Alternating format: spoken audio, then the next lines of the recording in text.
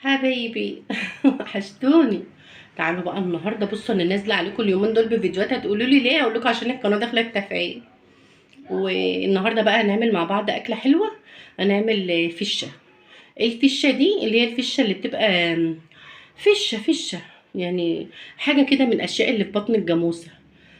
حاجة حلوة. المهم احنا المصريين ما بنعتق، والله ما بنعتق ولا بيأثر معانا شيء. ناكل فشة، ناكل ممبار، ناكل رجل الجاموسة، ناكل ودن الجاموسة. ما بنخلي في الجاموسة شيء، والله وكيل ما بنخلي في الجاموسة شيء. تعالوا بقى نشوف هنعمل الفشة ازاي. يلا بينا. تعالوا النهاردة بقى ايه، تعالوا نشوف هنعمل ايه.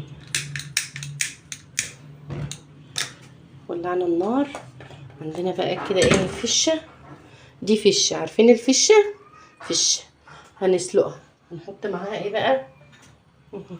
نحط معاها بصل وتوم. طبعا هي بس هتتسلق عشان اعرف ايه تعمل شويه البهار. وهنا بقى ايه كده احنا ولعنا عليها، ونحط بقى فلفل اسمر وفلفل اسمر تحت اهو. تمام اهو فلفل اسمر اهو، وكمون وورق لوري. تمام. ونحط بقى طماطم وفلفل، ودي قرفه خشب. تمام. القرفه بقى تديها طعم حلو.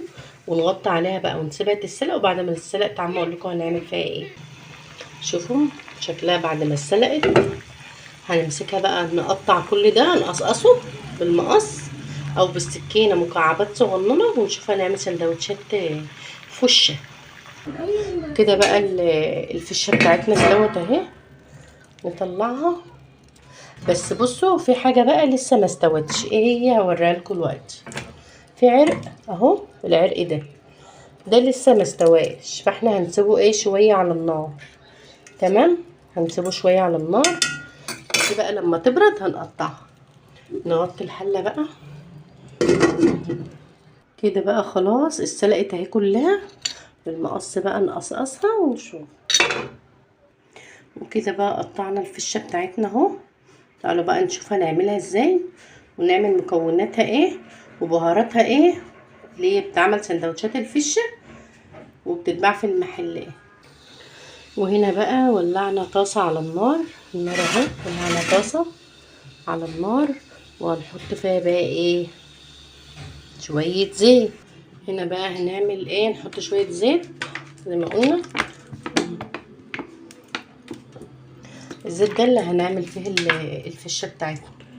وهنحط ايه كمان، معلقه توم. ده توم من اللي احنا